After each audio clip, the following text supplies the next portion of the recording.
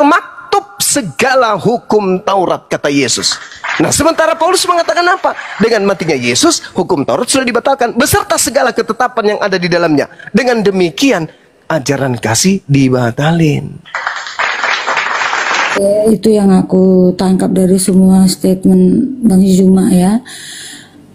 Ketika Yusuf ragu untuk mengambil Maria menjadi istrinya, malaikat Gabriel atau Jibril itu mengatakan jangan takut mengambil Maria sebab anak yang dikandungnya adalah dari Roh Kudus.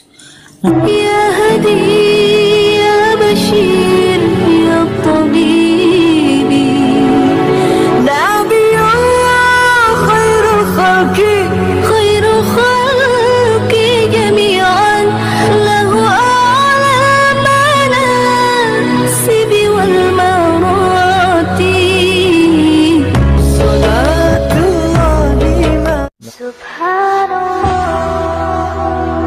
Bismillahirrahmanirrahim. Assalamualaikum warahmatullahi wabarakatuh. Kamu simaniani rahmati Allah. Semoga Allah senantiasa curahkan segala rahmat, segala nikmat yang berkepanjangan dan tiada berujung dari dunia hingga akhirat insyaallah. Dan Allah pun kumpulkan kita para kaum muslimin di bawah naungan rasa Allah beserta para nabi, beserta para orang-orang yang Allah kasih, Allah sayangi, Allah cinta insyaallah di bawah naungan rasa Allah kelak di mana tiada naungan selain daripada naungannya insyaallah. Amin amin Allahumma amin. Kaum muslimin, pada kesempatan pagi hari ini saya akan mengulas sebuah video di mana video ini mengisahkan tentang bagaimana pendapatan Akhi Zuma dengan seorang pendeta wanita ya, yang dimana Akhi Zuma mengeluarkan jurus-jurus mautnya ya, dalil-dalil yang sangat tajam, tapi dibalasnya ya argumentasi dari seorang pendeta wanita ini bikin kita tertawa, tidak nyambung gitu ya. Malah dia berkhutbah gitu. Jadi tidak mengena ya. Jadi ketika berdebat tidak menguasai dalil-dalil bantahan itu susah ya. Malah yang ada mendoktrin yang bikin umat muslim itu jadinya tertawa.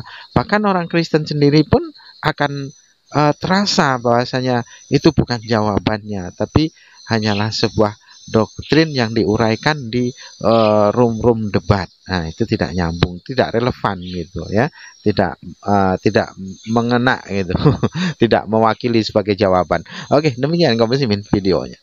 Ya sudah dekat, jangan kau percaya.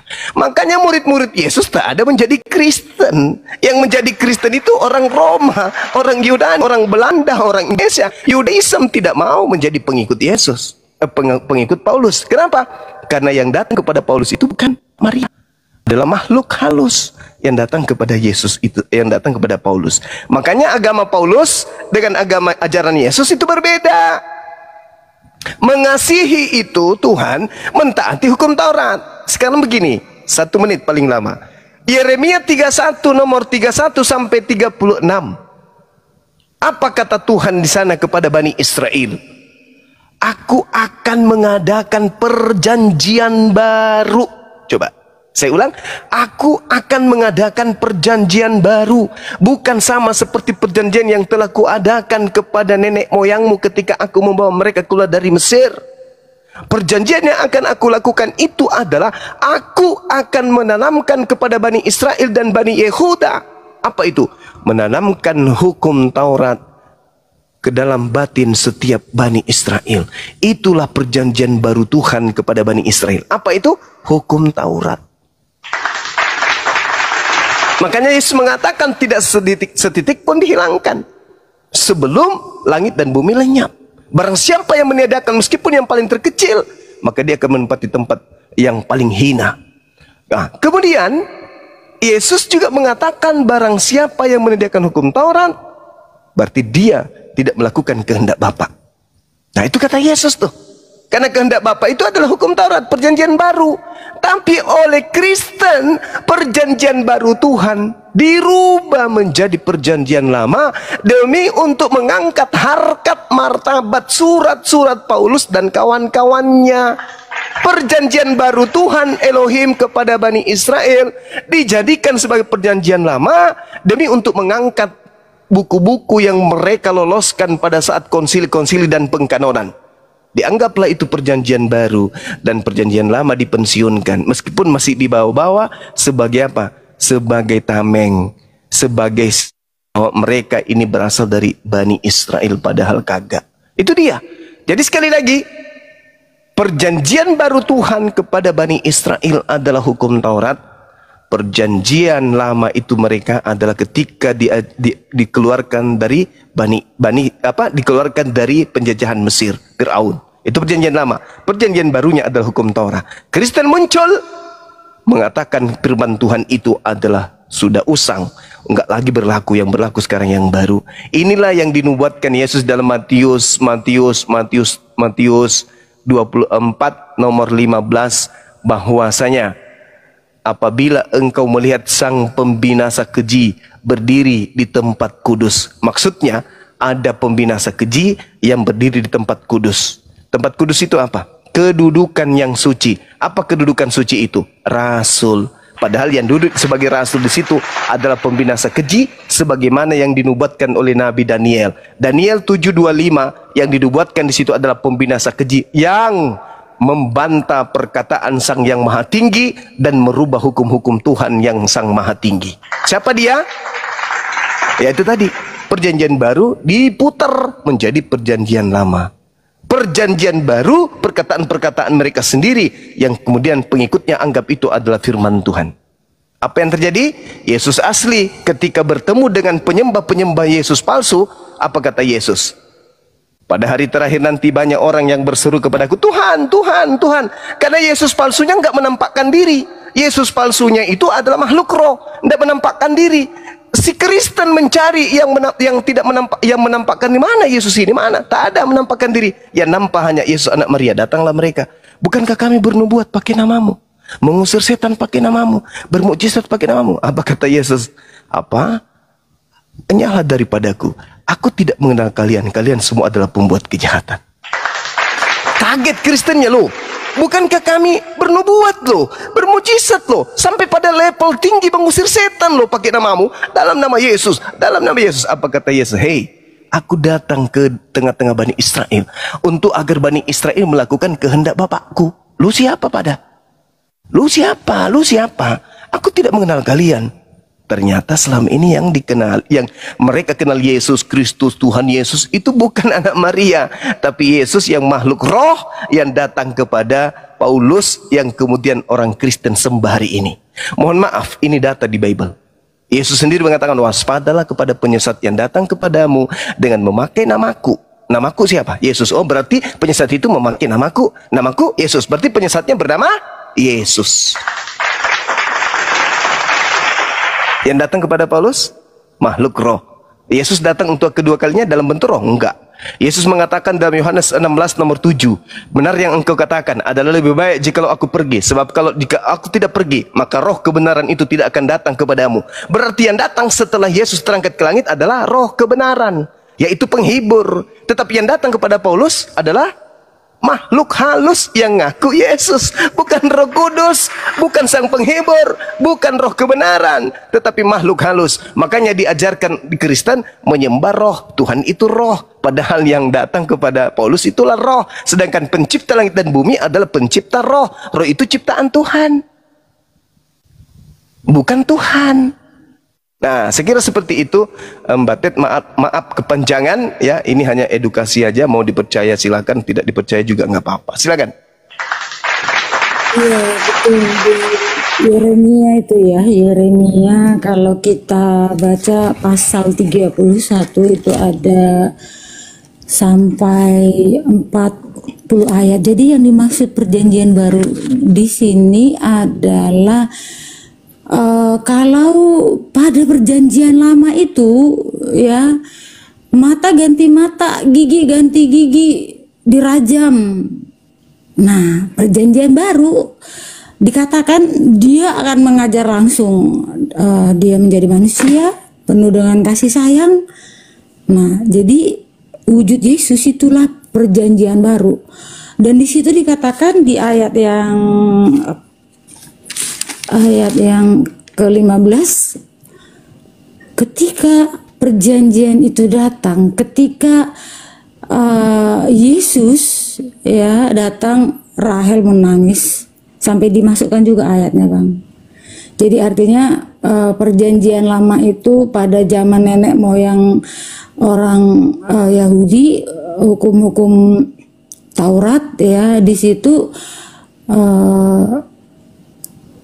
kalau misalkan yang jahat ada hukum yang jahat juga. Tetapi ketika perjanjian baru yang merujuk kepada kedatangan Yesus, ya ajarannya yang penuh dengan kasih sayang, itu perjanjian baru itu seperti itu maksudnya. Perjanjian baru bukan seperti masa-masa sebelumnya. Dan masa sebelumnya itu hidup bangsa Israel dan sekitarnya sudah membelakangi Tuhan. Udah hidupnya enggak benar, sudah kacau balau, para imam pun tidak memimpin jemaatnya dengan baik, malah mereka menginjak-injak umatnya. Jadi tidak ada welas asih di sana pada masa perjanjian lama itu. Jadi Tuhan menjanjikan perjanjian yang baru, yaitu dengan Dia menggembalakan langsung umatnya, mengajari langsung.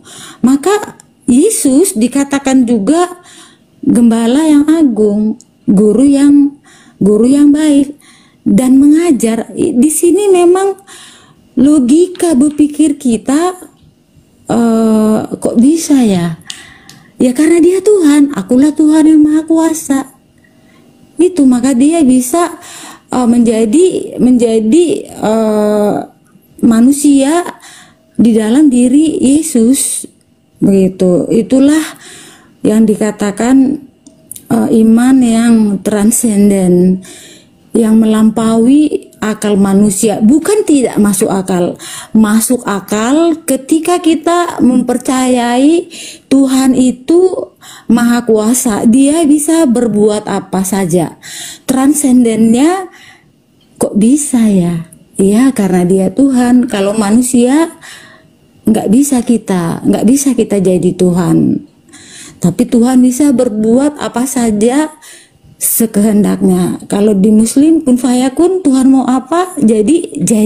Seperti Dia menciptakan jadilah terang, maka jadi terang. Itulah perjanjian baru itu, itulah letaknya di situ, Bang. Oke, saya tanggapi. Boleh, silakan, Bang. Yang pertama terkait dengan Tuhan menjadi manusia. Ini konsep paganisme. Tidak pernah diajarkan oleh para nabi. Nggak ada nabi yang mengajarkan itu, termasuk Yesus. Kalau Yesus itu Tuhan menjadi manusia, yang berhak mengatakan itu Yesus. Kalau Yesus bisu, yang berhak mengatakan itu mamanya, ibunya. Kalau mamanya pun bisu, yang berhak mengatakan itu adalah saudara sekandungnya. Kalau sekandungnya pun bisu, maka yang berhak mengatakan itu adalah ayah tirinya. Tapi tidak ada narasi-narasi itu. Itu yang pertama. Kemudian, kalau Tuhan yang Maha Kuasa ini mampu menciptakan dirinya menjadi bukan Tuhan, yaitu manusia, maka Tuhan jauh lebih berkuasa menciptakan Tuhan yang kembar dengan dirinya. Ayo. Tuhan menciptakan, Tuhan membuat dirinya menjadi manusia. Berarti Tuhan, kalau dari segi ini kita bisa menelaah, berarti Tuhan lebih mampu menciptakan Tuhan yang kembar dengan dirinya. Jangan turun derajat, tapi kembar. Tapi apakah itu mungkin? Tuhan menciptakan dirinya menjadi kembar? Tidak bisa. Kenapa? Karena segala sesuatu yang diadakan setelah Tuhan, mau dia Tuhan disebutnya, mau dia pencipta disebutnya, mau dia segala-galanya disebutkan Alfa dan Omega atau apapun itu, tapi dia ada setelah yang menciptakan, maka kedudukannya tetap aja ciptaan. Tidak layak dituhankan. Ada Tuhan kembar, Tuhan yang satu menciptakan Tuhan yang setara dengan dirinya. Mana yang Tuhan? Dua-duanya mustahile. Karena kenapa? Tuhan itu esa, absolut, tunggal, gak boleh ada yang lebih. Nah, Yesus, bagaimana mungkin Dia adalah Tuhan? setara dengan Tuhan saja kagak. Dia adalah makhluk, dia manusia. Sedangkan Tuhan mustahil tidak kuasa. Yang disebut maha kuasa bukan kuasa. Yesus kemudian berkuasa, betul, berkuasa kemudian membimbing murid-muridnya, berkuasa melumpuhkan air, berkuasa kemudian melumpuhkan penyakit buta, orang buta kemudian melihat, orang berkuasa dia, tapi dia tidak maha kuasa. Kenapa dia tidak maha kuasa? Baca Kisah Para Rasul 2 nomor 22. Orang Israel harus tahu, yang kumaksud adalah Yesus Kristus yang ditentukan oleh Allah untuk menjadi perantara, yang dibekali dengan mujizat-mujizat, tanda-tanda, kekuatan-kekuatan yang dilakukan oleh Allah melalui perantaraan Yesus. Jelas kok. Jadi bukan Tuhan jadi manusia. Tuhan berkuasa menciptakan manusia tanpa ayah. Lahirlah Yesus. Lalu Tuhan yang berkuasa menciptakan hambanya, ciptaannya tanpa ayah, dibekali dengan mukjizat. Karena Yesus ini bukan manusia biasa. Yesus ini adalah juru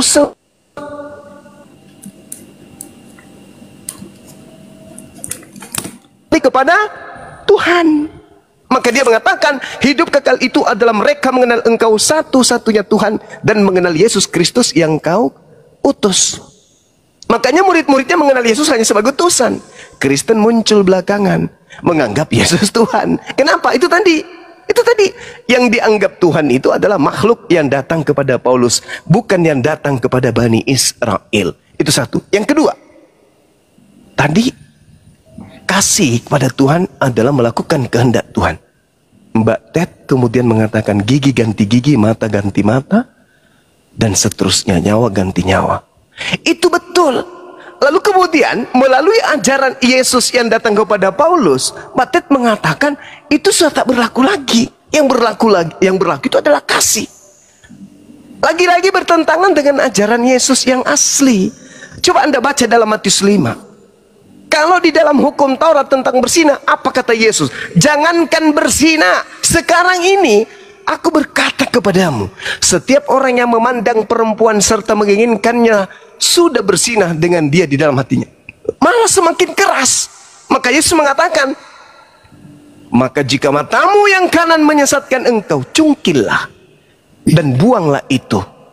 Adalah lebih baik bagimu jika satu dari anggota tubuhmu binasa daripada tubuhmu dengan utuh dicampakkan ke dalam neraka. Dan jika tanganmu yang kanan menyesatkan engkau, penggallah dan buanglah itu, karena lebih baik bagimu jikalau satu dari anggota tubuhmu binasa daripada tubuhmu dengan utuh masuk ke dalam neraka. Yesus lebih parah lagi. Kalau kau lihat perempuan dan kau mengingini perempuan itu dalam hatimu padahal dia bukan istrimu, cungkil matamu. Kata Yesus, cungkil. Jika kau tanganmu menghendaki mengambil barang orang lain padahal itu bukan punyamu, maka penggal. Itu kata Yesus. Jadi tak akan pernah kemudian orang Kristen itu benar melawan Yesus. Yesus selalu menang. Meskipun orang Kristen ingin memadamkan cahaya ajaran Yesus, tidak bisa, coy. Tidak bisa. Karena kami ada Islam yang akan mensucikan Yesus dari pitnahan-pitnahan orang-orang kafir terhadap dirinya. Yang Anda ajarkan itu ajaran Yesus yang datang kepada Paulus yang bukan manusia. Sedangkan yang benar adalah Yesus yang manusia ini. Ajaran Yesus yang manusia ini mengharamkan pembatalan hukum Taurat. Cungkil matamu jika matamu menyesatkan. Penggal jarimu, tanganmu jika tanganmu menyesatkan. Adalah lebih baik kamu kehilangan satu anggota tubuhmu daripada utuh tetapi dilemparkan ke dalam api neraka. Kata siapa? Kata Yesus, bukan kata saya. Tapi lagi-lagi orang Kristen mengikuti kata Paulus. Apa kata Paulus? Marilah kita meninggalkan aturan-aturan lama. Di dalam Kolose 2, wah lebih parah lagi tuh. Kalau di Kolose 2, Paulus itu wah menang kali dia. Dia menang semenang-menangnya. Dia butahkan semua orang-orang yang menjadi pengikutnya untuk meninggalkan perintah-perintah Tuhan. Habis itu dia poles. Kasihilah musuhmu, kasihilah sesamamu manusia, lebih dari dirimu. Itu ajaran-ajaran ini yang diambil kemudian. Padahal ajaran mengasihi itu adalah implementasi dari cakupan dan rangkuman daripada hukum Taurat. Kepada dua hukum inilah kemudian termaktub segala hukum Taurat, kata Yesus. Nah, sementara Paulus mengatakan apa? Dengan matinya Yesus, hukum Taurat sudah dibatalkan beserta segala ketetapan yang ada di dalamnya. Dengan demikian, ajaran kasih dibatalin. Ya, tapi lagi-lagi saya kembalikan kepada Mbak Ted. Silakan Anda percaya iman Anda, tapi satu hal yang perlu dipahami, bahwa Yesus mengatakan dalam kesaksiannya Yohanes 5 nomor 36, ada kesaksianku yang lebih penting dari kesaksian Yohanes Pembaptis. Kalau Yohanes Pembaptis aja jadi yang membaptis Yesus, kesaksiannya kalah dari kesaksian Yesus, bagaimana dengan kesaksian Kristen? Lah, kesaksian Yohanes Pembaptis itu jauh lebih hebat. Tapi Yesus mengatakan, oh, lebih hebat kesaksianku, Bung. Apa itu? Segala pekerjaan yang aku lakukan, bermujizat, bernubuat, bangkitkan orang mati, orang lumpuh kubuat berjalan, orang buta kulit melihat, semua itu bersaksi bahwa Bapa yang telah mengutus aku. Jadi kesaksian Yesus, dirinya adalah utusan Bapa. Kesaksian Yesus seirama dengan kesaksian umat Islam. Dia adalah Rasulullah. Kesaksian Yesus tentang Yesus, kesaksian dirinya tentang dirinya, kesaksian daripada Yesusnya sendiri, dia itu adalah Rasulullah. Jadi kalau kesaksian Mbak Ted, kesaksian bapak-bapak gereja, kesaksian kemudian Paulus, kesaksian pastor, kesaksian jemaat-jemaat Kristen, cemen, gak dianggap. Lah, Yohanes Pembaptis aja apa dibilang? Aku punya kesaksian yang jauh lebih hebat, yang lebih penting dari kesaksian Yohanes. Apa itu? Aku utusan Tuhan. Hebat kan Yesus itu? Nah, kalau Kristen datang, engkau adalah Tuhan itu sendiri. Apa kata Yesus? Enyahlah daripadaku, kalian semua adalah pembuat kejahatan. Inilah yang diterangkan oleh Al-Quran. Wa idza husyiran nasu kanu lahum a'ada wa kanu bi ibadatihim kafirin. Pada saat nanti manusia dikumpulkan, apa yang mereka sembah di dunia ini selain daripada aku, kata Allah, yang disembahnya itu justru akan menjadi musuhnya. Dan pemujaan-pemujaan yang mereka lakukan kepada selain daripada aku, yaitu yang mereka sembah, akan menjadi diingkari oleh mereka. Semuanya itu akan diingkari. Terbukti Matius 7 tadi. Bukankah kami menuhankanmu? Bukankah kami bernubuat untuk namamu? Bukankah kami? Apa kata Yesus? Enyahlah daripadaku, engkau semua pembuat kejahatan. Aku tidak mengenal kalian. Makanya Allah bertanya, wa isqalallahu ya Isa bin Maryam, anta qulta linnasi, kamu kesini, kau nabiku kan? Ya Rob, kamu mengajarkan mereka menuhankan dirimu selain daripada aku. Oh, tidak. Qala subhanaka ma yakunu li an aqula ma laysa li bihaqq. Maha suci engkau ya Allah, ya Tuhanku, tidak patut aku berkata sesuatu yang bukan hakku untuk aku katakan. Yohanes 12:49, aku tidak berkata-kata dari diriku sendiri. Apa yang aku katakan, apa yang diperintahkan oleh Bapakku, oleh Tuhanku untuk aku katakan dan aku sampaikan. Jelas kok itu. Tapi muncul kemudian Kristen menggabungkan antara Nabi Yesus dengan makhluk Yesus, roh, makhluk yang bernama Yesus yang berbentuk roh yang datang kepada Paulus, digabungkan menjadi satu. Sehingga apa? Yesus kadang 100% Tuhan, Yesus kadang 100% manusia. Padahal dua oknum ini berbeda. Yang manusia ini murni yang datang ke tengah-tengah Bani Israel. Yang Tuhan ini murni yang datang kepada Paulus. Kalian gabungkan menjadi satu. Makanya kalian itu kadang, oh Yesus itu memang pada saat dia mati itu kan kemanusiaannya. Keilahiannya itu ya beda lagi. Keilahian itu ada di Paulus. Contoh, di Kolose 2 nomor 9. Di dalam tubuh Yesus kepenuhan secara jasmani keilahian. Tuh. Jadi menurut Paulus, kakinya Yesus, tangannya Yesus, matanya Yesus, semua jasadnya Yesus itu adalah ilahi. Menurut Yesus, dia adalah manusia. Menurut Paulus, Yesus itu adalah ilahi. Nah, sekarang Kristen mengikuti siapa? Paulus. Maka Kristen ini pengikut Kristus. Kristus yang mana? Kristus yang datang kepada Paulus, yang menganggap tubuhnya Yesus adalah ilahi. Sedangkan Yesus, dia mengatakan dirinya manusia. Saya kira begitu Mbak Ted. Mungkin itu terakhir dari saya. Kalau teman-teman muslim mau menanggapi silakan. Silakan Mbak. Oke, saya tanggapi dulu ya, Bang. Iya, Saya juga ngantuk mau tidur. Baik, menarik ya tadi. Mengapa Tuhan itu mau menyatakan dirinya menjadi manusia. Itu yang aku tangkap dari semua statement Bang Zuma ya. Ketika Yusuf ragu untuk mengambil Maria menjadi istrinya, malaikat Gabriel atau Jibril itu mengatakan jangan takut mengambil Maria sebab anak yang dikandungnya adalah dari Roh Kudus.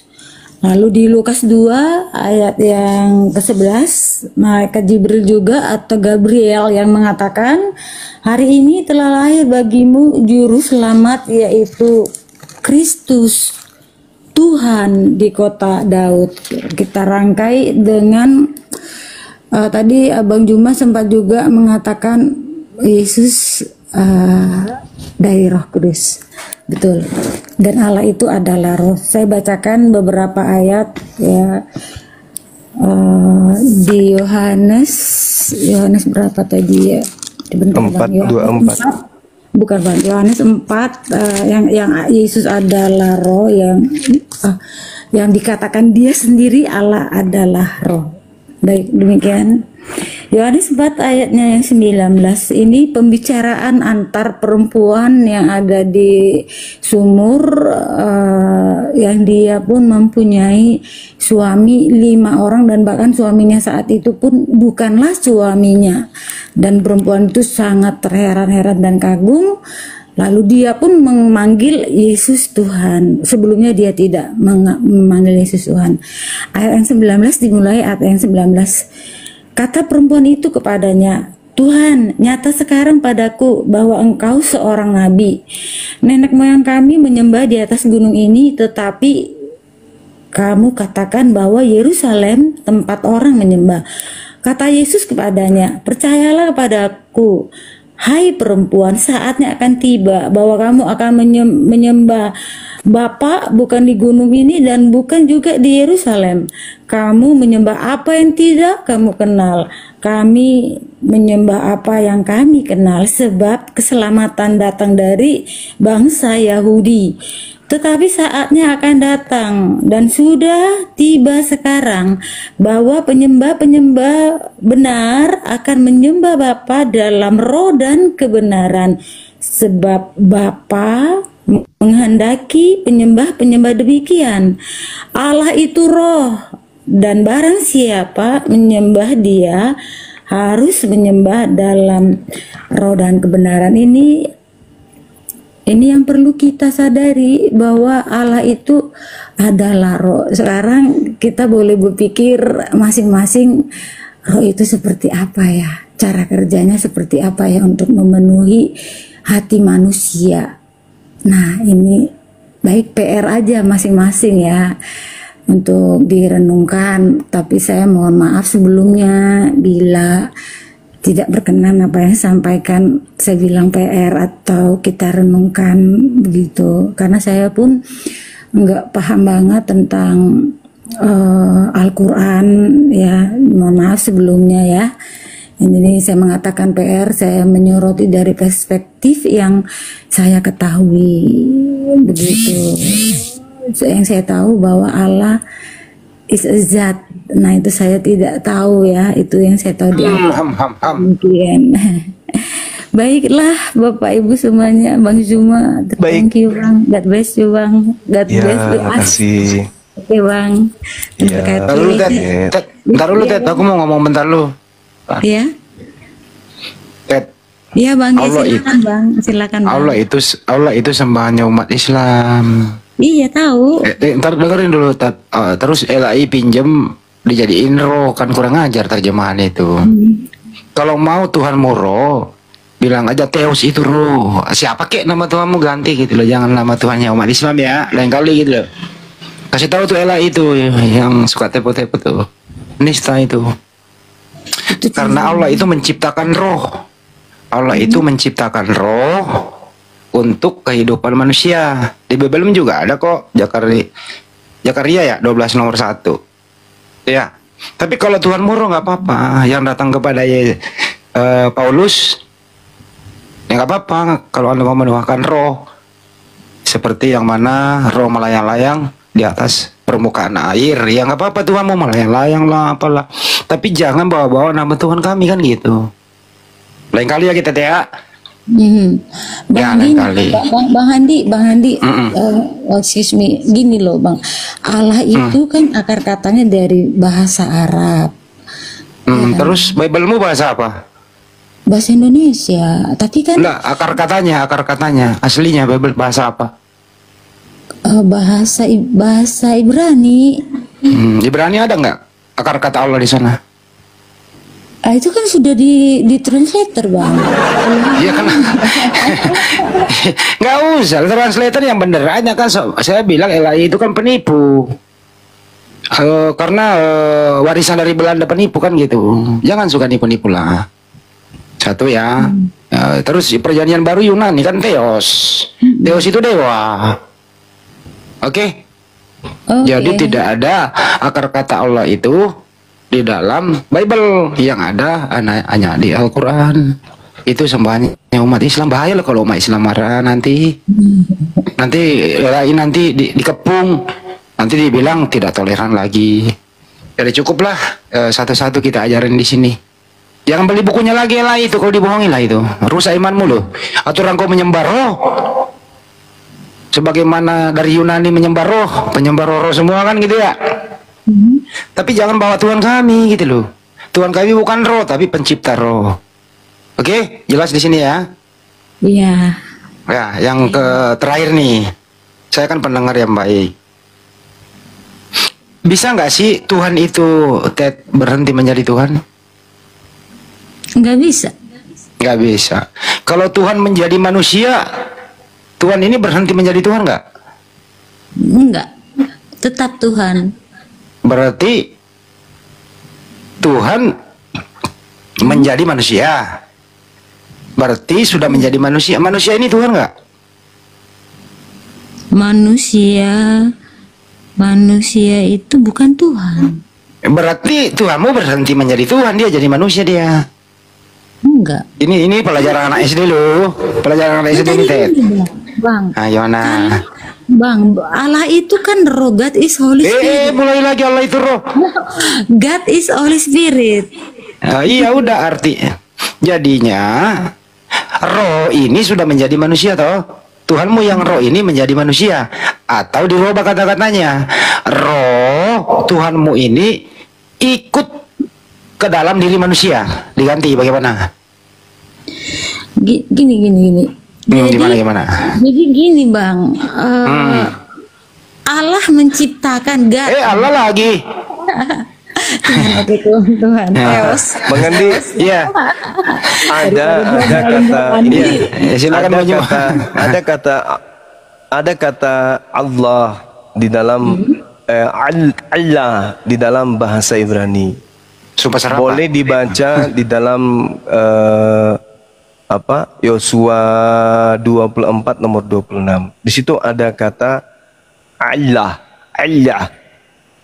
Tapi bukan alif, tapi ayin. Kalau kita ain. Jadi harusnya kalau mau mengambil kata Allah bukan dari Al-Quran, menyebutnya Allah. Itu dalam bahasa Ibrani, artinya pohon. Iya, dia punya Latin ALLAH. Betul itu. Yosua 24 nomor 26. Tapi artinya dalam bahasa Indonesia pohon. Kalau tidak mengambil dari Al-Quran, berarti ambil dari Ibrani. Ada kata Allah itu. Ada kata Allah. Tidak ada. Tadi Yosua berapa Bang? Yosua 24 nomor 26. Silakan kita buka. Ada nggak yang bisa buka ini? Kamera. Silakan. Di original teksnya itu kayaknya. Iya. Yosua 24 Bang, ayat berapa Bang? 26. 26. Ada Alkitab depan saya Bang. Iya. Yosua 24 ayat yang ke-26. Yosua menuliskan semuanya itu dalam kitab hukum Allah. Ya. Lalu ia mengambil batu yang besar dan mendirikannya di sana, di bawah pohon besar di tempat kudus Tuhan. Ya. Berarti Pohon di situ bahasa Ibraninya apa? ini bahasa Inggris Bang. Di sebelahnya bahasa Inggris. Bahasa Ibrani. Ada yang bisa buka kamera Ibrani? Tertulis apa di situ? Allah. Nanti coba dilihat. Yosua ya, domba-domba namanya. Coba Bang Handi, bisa buka kamera Bang Handi? Oh, bisa kayaknya nih. Coba. Ya, mohon kita tunggu Mbak Tet ya, bener ya. Iya, iya bang. Yang gue buka sarapan pagi aja ya, punyanya Ira Tawayu ya, nggak apa-apa ya, sama aja. Di Alkitab Sabda, paralel. Ini Supaya aja kita coba. bisa. Langsung kebaca tuh itu tuh. Ini nah. Nah. Ini kan Yosua 24:26 ya, benar ya? Iya, iya, betul. Yang mana itu Bang, coba apa bacanya? Nggak kebaca dengan saya Bang, kalau begitu. Jauh sekali saya ini. Taruh dulu ya. Aduh, casnya jauh lagi. Kalau gue lepas casnya dulu. Nggak bisa di Alkitab Cek, paralel. Coba ini. Ustaz Alip. Kalau Ustaz. Sorry. Aku Ustaz Alip tadi lah. udah perangkat. Berat ya, HP saya berat. Ustaz. Nah, Coba dek.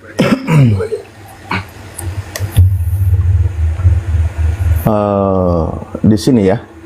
Iya. Ini Wayiftaf. Yehosh. Ini kan 26. 26 ya. 26. Di sini gimana bacanya nih? Ini Iya, yang saya tahu makanya di aku sini. minta. Makanya aku minta tadi yang ini nih. paralel. Kalau aku baca Yang Latinnya aja bang, yang Iya. Latin. Kenapa Yehoshia mempersulit diri ya? et hadabarim haele. Bukan itu, bukan buka dari ini. Oke. Bentar. Paralel aja ya.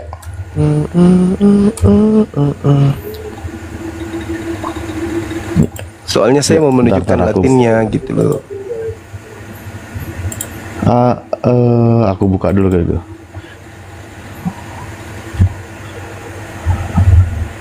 Yosua 24-26. 24:26. benar itu Hale. Hadefarim Hale.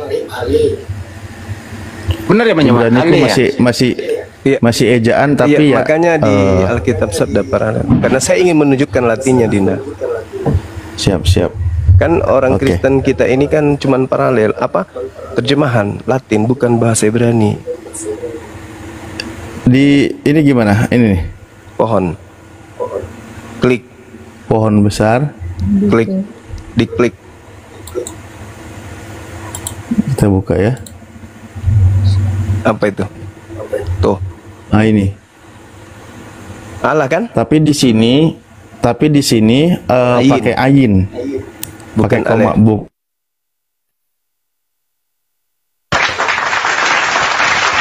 Berarti Yesus anak pohon.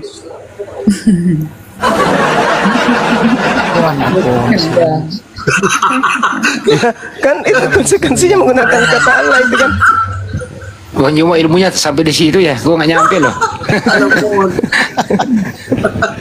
Aduh. Tentu saudara-saudara Kristen tidak mau Yesus disebut anak pohon kan? Maka larinya kemana? Ke Tuhannya umat Islam. Satu-satunya itu. Endung ya di situ ya. Iya. Enggak, itu karena kesalahan terjemahan aja, Bang. Bukan. Iya. Ini sudah betul ini. Udah benar ini. Iya, Yosua itu salah terjemah. Mestinya di sini hukum pohon. Ya coba ya. Kita hukum pohon. Bukan. Ini kan dia pakai H ini biasanya itu kan Oh, menuju maksudnya kepada lagi pohon tertentu. Kalau kita itu kayak pakai alnya gitu kan. Nah, cuma di sini pakai ayin, makanya bahasa Inggrisnya kan H Allah gitu. Kayak gitu Ya. loh. Nah kan gini, Yosua menuliskan semuanya itu di dalam kitab hukum apa? Hukum Allah, Elohim. koma. Hukum Elohim.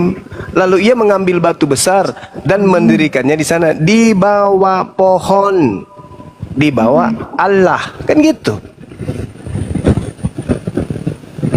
Pakai ayin jadi di bawah Ayin. Allah gitu. Ya, bukan Makanya mungkin dari sana saudara Kristen mengambil data sehingga menyebutnya Allah, ya kan? Nah kalau menyebutnya sebagai Allah, berarti larinya ke pohon. Yesus anak Allah, Yesus anak pohon. Bahaya ini. Yesus menuliskan semuanya itu dalam kitab hukum. Hukum Elohim. Lalu ia mengambil batu yang besar. Ada pohonnya. Ini ada pohonnya. Bener nih. Ini pohon. No. Enggak, Bang Juma, bersinergi nggak sih antara kalimat pertama dengan kalimat kedua? Pohon, no. Pohon, no. Pohon kan ciptaan, Bang. Yosua menuliskan sebuah buku, semuanya itu di dalam kitab hukum Elohim. Lalu ia mengambil batu yang besar dan mendirikannya di sana, di bawah pohon besar di tempat kudus Tuhan. Itu tidak ada masalah sebenarnya. Yang bermasalah, nggak ada masalah memang. Cuman yang kita tarik ini kan akarnya dipermasalahkan Bang Handi. Ini tadi Mbak Ted selalu membawa nama Allah. Nah, gitu maksudnya. Jadi kalau Mbak Ted tidak larinya ke Tuhannya umat Islam, ya berarti larinya ke pohon yang ada di dalam bahasa Ibrani. Oh, itu maksudnya. Iya. Iyalah, iya. Kan tadi ngakunya Baru nyambung, Bang, baru nyambung. original teksnya kan bahasa Ibrani katanya. Nah kalau Ibrani panggilan Allah itu berarti larinya ke pohon. Yesus anak Allah, Yesus anak pohon, kan gitu. Makanya kami umat Islam memohon dengan hormat kepada saudara Kristen jangan menggunakan kata Allah. Karena kalau larinya Allah itu larinya ke Islam, berarti Tuhannya umat Islam. Kalau dia larinya ke Ibrani berarti itu anak pohon.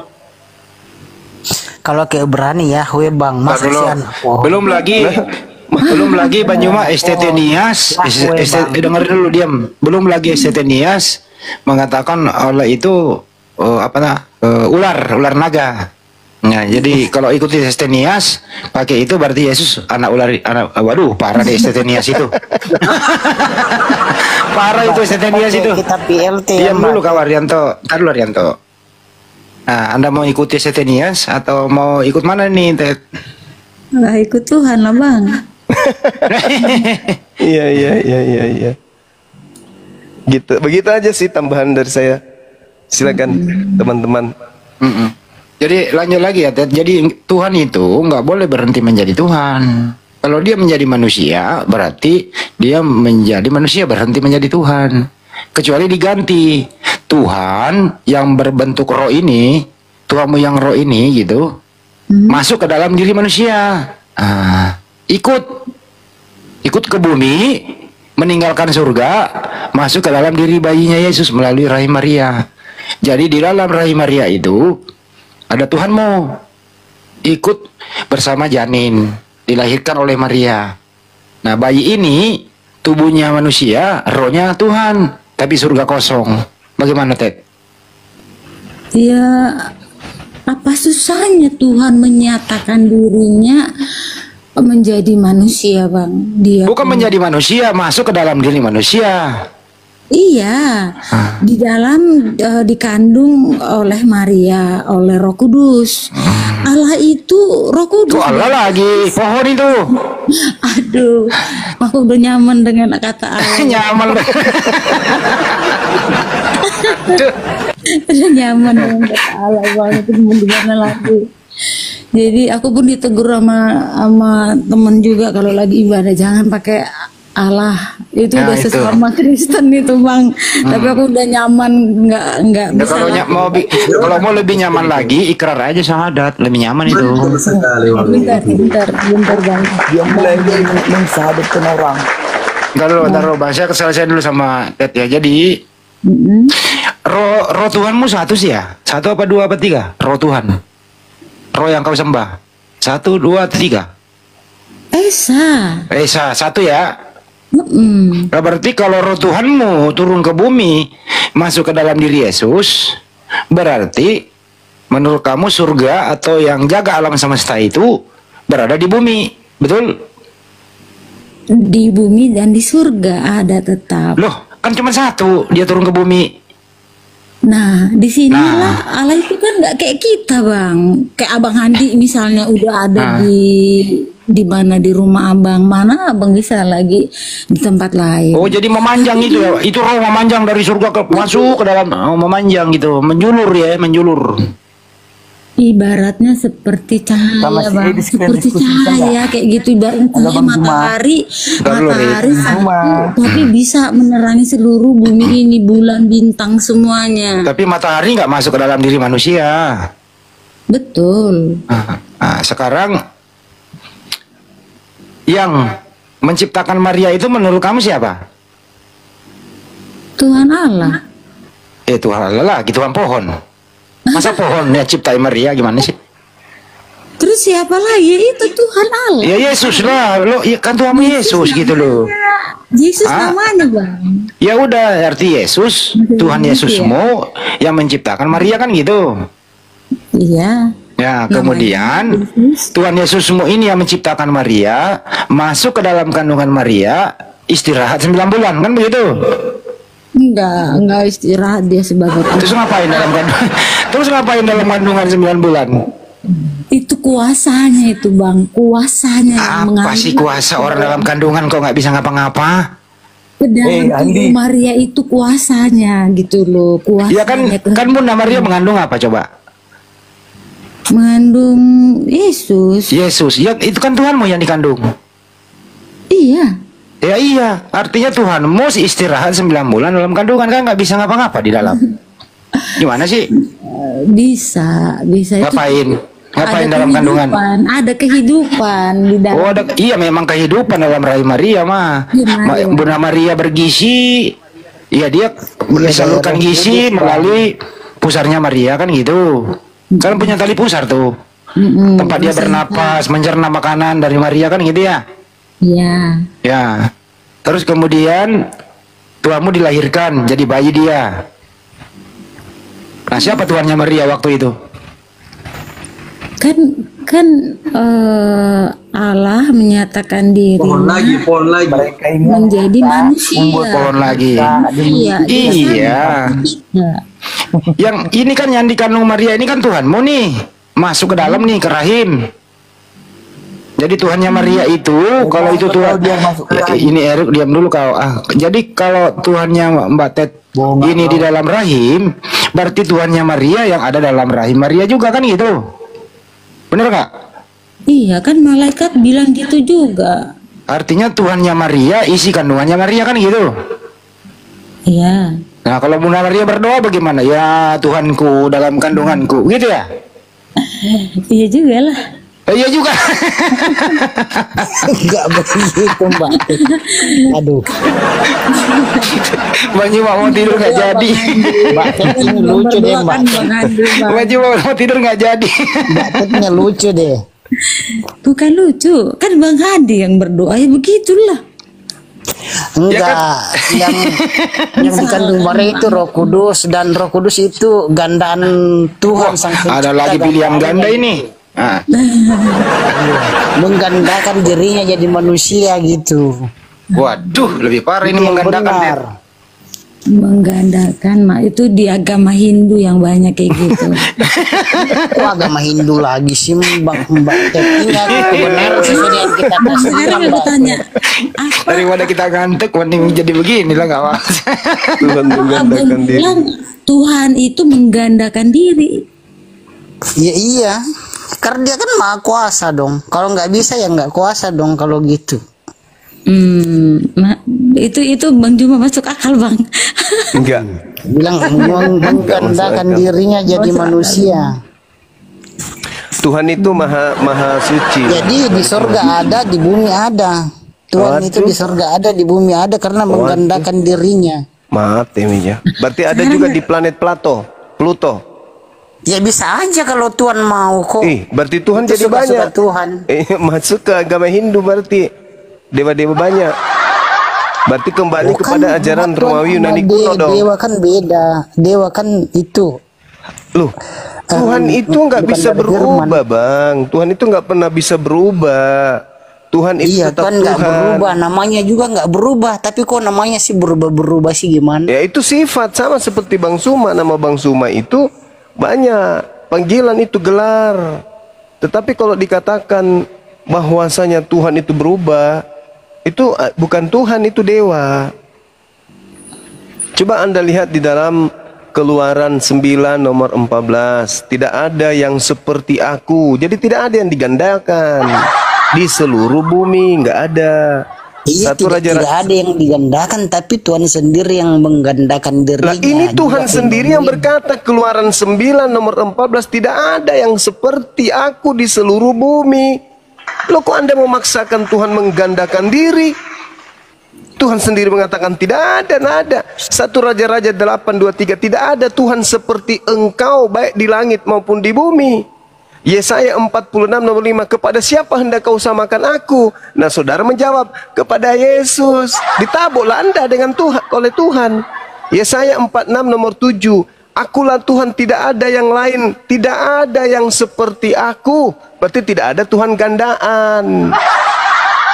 Interupsi Bang Juma. Sekarang kalau tidak ada Tuhan gandaan yang fenomena yang awan yang api. Sekarang kita tanya bahwa Tuhan menggandakan, maksud abang kayak mana? Jelasin dulu. Ya, silakan. Menggandakan diri itu gimana? Kayak itu membuat dirinya jadi dua tapi tetap satu. Iya. Aduh, dua tapi satu pribadi. Dua tapi satu pribadi gitu. Aku ini sakitnya ini. Yesaya 43 nomor 10. Kamulah saksi-saksiku, demikianlah firman Tuhan. Hambaku yang telah kupilih supaya kamu tahu dan percaya kepadaku dan mengerti bahwa aku tetap Dia. Sebelum aku tidak ada Tuhan yang dibentuk, dan sesudah aku tidak akan ada Tuhan yang dibentuk. Yesus tadi bentuk menjadi daging. Tidak ada itu. Mau main bulu tangkis saja lo, pilih yang ganda lo, bro. Misalkan ganda campuran. Iya kan. Jadi kalau menurut abang yang lama itu loh. Jadi manusia itu siapa? Ciptaan Tuhan. Masa bergandakan diri menciptakan manusia ya? Gandaan fenomena. Kalau dibilang gandaan, fenomena juga bisa. Iya, terserah lu lah. Tidak ada Tuhan yang dibentuk daging, baik daging manusia maupun daging burung merpati, nggak ada. Dalilnya Yesaya 43 nomor 10. Saya lebih percaya tulisan yang ada di Bible saudara daripada ucapan saudara. Masa saudara enggak? Soalnya begini Bang, soalnya Tuhan Yesus atau Yesus itu datang ke dunia ini jadi manusia itu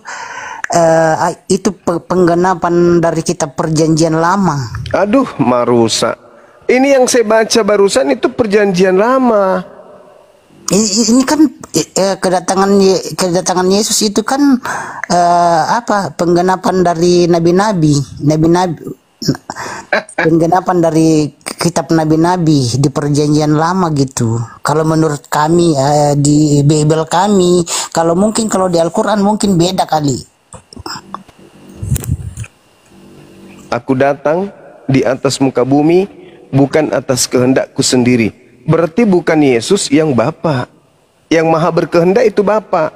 Tapi Yesus berkata, aku datang menjadi manusia bukan atas kehendakku. Berarti Yesus murni ciptaan. Soalnya begini Bang, kalau menurut ajaran kami, kedatangan Tuhan Yesus atau Yesus ke bumi itu untuk menebus dosa manusia, dan syarat untuk menebus dosa manusia ini adalah yang bisa menebus dosa manusia ini adalah orang yang tidak punya dosa. Gandaan Tuhan, jadi gandaan Tuhan nanti mati terkutuk. Gandaan parah sekali. Waduh. Abang ini gimana? Yesus datang ke bumi ini untuk nebus dosa. Itu adalah konsep yang dibangun oleh Kristen setelah Yesus terangkat ke langit melalui Paulus dari makhluk begini. Dibisikkan makhluk itu tadi. Yang bisa menebus dosa itu adalah syaratnya bisa menebus dosa itu adalah manusia yang tidak berdosa. Aduh, tidak karena ada semua itu, manusia di bumi ini sudah berdosa semua. Bang, Orang Yahudi Enggak, yang dengar dulu, aku belum selesai ngomong. Anda nih. salah, ngapain diperpanjang kalau salah? Untuk apa Enggak, kalau didengarkan menurut ajaran pembodohan? kami nih, Sekarang begini, saudara, dengarkan saya. Tuhannya Yahudi ketika mengajarkan konsep penebus dosa itu menggunakan orang, manusia, atau menggunakan hewan? Kalau yang menggunakan orang itu Dewa Molok. Kalau Tuhannya Bani Israel itu menggunakan hewan. Imamat 1 nomor 2. Jadi jangan Anda kemudian mencampur adukan antara ajaran makhluk yang datang kepada Paulus dengan ajaran Yesus. Tidak boleh. Imamat loh, Imamat 1 nomor 2. Perintahkan kepada orang Israel ketika mereka hendak mempersembahkan kurban penebus dosa, hendaklah mereka mempersembahkan hewan, domba, kambing, sapi, lembu. Tak ada itu firman Tuhannya Yahudi, persembahkan manusia itu tak ada. Itu muncul nanti di ajaran Paulus. Kalau di ajaran Yesus itu tak ada. Sementara Anda ini pengikut Paulus.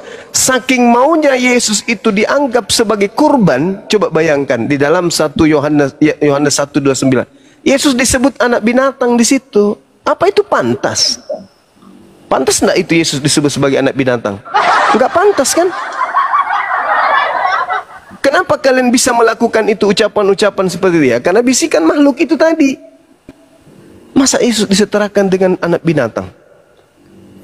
Kenapa begitu? Karena orang Kristen pun tahu bahwasanya yang digunakan untuk nebus dosa itu adalah hewan.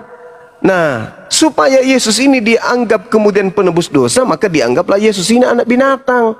Kan kejam kali bang kalau kayak gitu. Padahal Yesus mengatakan ketika roh kebenaran itu datang, dia akan memuliakan aku. Apakah dengan menganggap Yesus anak binatang itu memuliakan? Waduh, parah ini. Yesus itu manusia suci bang. Jangan digelari dengan gelar yang tidak rasional. Kami nggak terima umat Islam.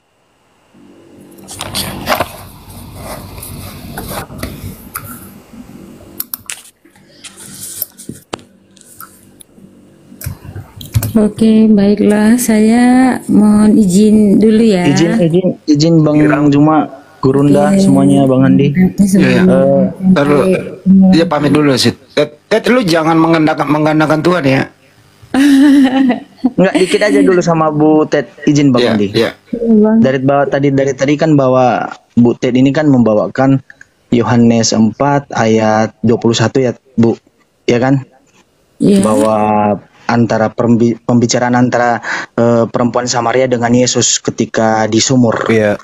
Nah, tadi Bu Ted tadi membantah argumentasi Gurunda bahwa membuktikan bahwa Yesus itu dengan dalil tersebut Yesus itu adalah roh dan Tuhan. Mari kita baca ya, Bu. Percayalah kepadaku hai perempuan, saatnya akan tiba bahwa kamu akan menyembah Bapa bukan di gunung ini dan bukan juga di Yerusalem. Kamu menyembah apa yang tidak kamu kenal. Dia mengatakan kepada perempuan Samaria itu. Kami. Kata kami di dalam tersebut termasuk Yesus enggak? Karena penyampaiannya Yesus. Iya, kami menyembah apa yang dikenal sebuah keselamatan dari tetapi saat datang dan sudah sekarang bahwa penyembah benar akan menyembah Bapa dalam roh. Oke. Ibu tahu nggak, roh Allah itu bukan hanya kepada Yesus, ada kepada Musa, ada kepada Bazael. Lebih jelasnya Bazael itu Bu, di Keluaran 31 ayat 2. Lihatlah, telah kutunjuk Bazael bin Uri bin Hur dari suku Yehuda dan telah kupenuhi dia dengan roh Allah, dengan keahlian dan pengertian dan pengetahuan dalam segala macam pekerjaan. Jadi bukan hanya Yesus. Jadi roh itu juga kita memiliki, roh Allah itu kita memiliki. Untuk daging ini hidup, roh itu harus ada. Amin. Ketika kita mati, roh itu kembali kepada yang kuasa, siapa? Bapa. Jadi bantahan Ibu tadi kepada Gurunda itu tidak masuk. Apalagi membawa Yohanes ayat 24. Justru situ mengkonfirmasikan bahwa Yesus sendiri menyembah Bapa. Jadi itu tidak nyambung, Bu. Makanya kalau ibarat kata saya sering berdebat dengan argumentasi kepada Bapak Pendeta dulu, itu tidak nyambung jawaban mereka. Data by data mereka, memang mereka ngeluarin data tapi tidak nyambung dari apa yang dibahas. Kita bahas kepala, mereka bahas ekor. Nah, itu salah satu poin. Kedua, soal tadi yang disampaikan Gurunda Juma itu tentang pohon besar, itu benar. Saya sebelumnya pernah membahas di GBI kepada pendeta saya, ini pohon besar loh, Allah ini. Kalau kita menggunakannya, justru kita seolah-olah menyembah pohon besar. Pada awalnya dia tidak percaya, bahkan seorang pendeta aja tidak percaya. Lalu ketika saya menggunakan Alkitab Sabda dan mencari merujuk original teksnya, justru menjelaskan pohon besar. Makanya dari awal ketika Gurunda mengatakan itu, saya udah duga itu pohon besar. Jadi Butet, saya hanya mengkonfirmasikan di Yohanes 14 tadi tentang kata Allah, dan saya ingin nanti diskusi ke depan data yang dibantah itu harus kolerasi dengan apa yang disampaikan, yang dibantah. Kira-kira begitu. Izin Gurunda, hanya itu aja yang bisa saya sampaikan. Iya, Dek. Makasih, Dek. Oke, saya izin pamit dulu ya. Makasih Bang Juma, Bang Andi, Pandi, dan semuanya ya. Sampai bertemu lagi. Siap. God bless. Saya Ted, Wassalam. ya, pesan saya Ted, jangan sampai salah Tuhan. Itu aja. Iya Bang. Oke. Tuhan bedakan antara Tuhan dan manusia. Siapapun yang pernah dikandung lahir ke muka bumi itu ciptaan Tuhan. Dia bukan Tuhan. Itu aja dulu dipelajari Ted. Nggak ada yang lain. Oke, makasih. Nanti bisa kita diskusi, sharing lebih jauh lagi ya. Kita harus baca dulu supaya kita nggak salah. Jauh deketin aja, bedakan Tuhan dan manusia. Nggak usah jauh-jauh. Itu aja. Apalagi mengandalkan Tuhan, jangan. Ya enggak, kita harus proporsional menilai atau memahami tentang Yesus. Proporsional sebagai manusia. Lalu kebersamaan yang selalu bersama-sama dengan Bapak, aku dan Bapak selalu sama, aku utusan, aku yang diucapkan kan, aku anak manusia kan, kayak gitu Bang. Yesus itu kan diutus ke muka bumi oleh Bapaknya. Sampai di bumi, dia dilindungi oleh Bapaknya. Setelah cukup umur, dia diberi firman oleh Bapaknya supaya dia pinter. Setelah dia pintar menghafal firman, diajarkanlah kepada Bani Israel agar Bani Israel kembali menyembah Tuhan. Itu tugasnya Yesus di bumi, nggak ada yang lain. Iya, sebenarnya yang menjadi persoalan di mana gitu loh. Anda yang bikin persoalan, orang Anda yang melawan Yesus. Anda yang suka bikin persoalan. Yesus berkata, aku hanya diutus kepada domba yang hilang di Israel. Dengarlah wahai orang Israel, Tuhan itu satu. Demikian tadi Mas Imin. Jadi ketika mendengar orang-orang Kristen itu berdebat, ya sekalipun mereka ini adalah seorang pendeta, otoritasnya sekalipun di dalam kekristenan, itu ketika dihadapkan di meja debat atau di room debat, maka kebanyakan dari mereka akan menyampaikan dari segala sesuatu apa yang menjadi argumentasinya itu hanyalah karangan, ya.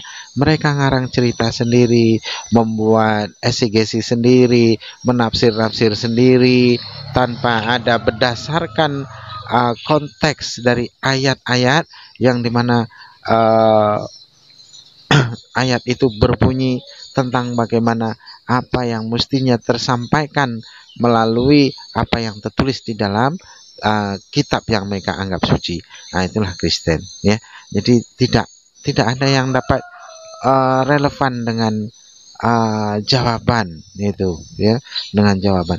Ketika mendapati soalan, maka mereka akan bingung. Dengan kebingungannya ini mereka akan mengarang cerita sehingga orang yang mendengarkannya itu akan terasa lucu, akan terasa geli. Maka dari itu banyak orang menjadi mualaf pada akhirnya melihat pendeta mereka ketika berargumentasi itu tidak ngena, bahkan cenderung mereka mengarang cerita dan tidak berkesesuaian dengan apa yang seharusnya disampaikan melalui kitab yang mereka anggap suci, ya. Bahkan kalau mereka ini mengkutip-kutip dari surat-surat Paulus yang dianggap itu adalah bagian dari firman Tuhan, ya itu sudah yang ada ya blunder jadinya ya, karena Paulus sendiri sekalipun dia pendiri Kristen juga tidak tidak yakin bahasanya kalau Yesus itu Tuhan, itu tidak yakin gitu. Karena kenapa saya sampaikan dia tidak yakin, karena perkataan Paulus sendiri kontradiksi gitu, kontradiksi. Di sisi lain dia mengatakan Yesus itu Tuhan, di sisi lain di dalam surat-suratnya mengatakan Yesus bukan Tuhan gitu ya. Jadi membuat kita tertawa, tertiwi, lucu, geli gitu. Oke, mungkin hanya itu saja yang dapat saya sampaikan para hamba Allah ya, dan saya akhiri video saya ini. Wassalamualaikum warahmatullahi wabarakatuh. Ya Hadi ya Bashir ya Tabib.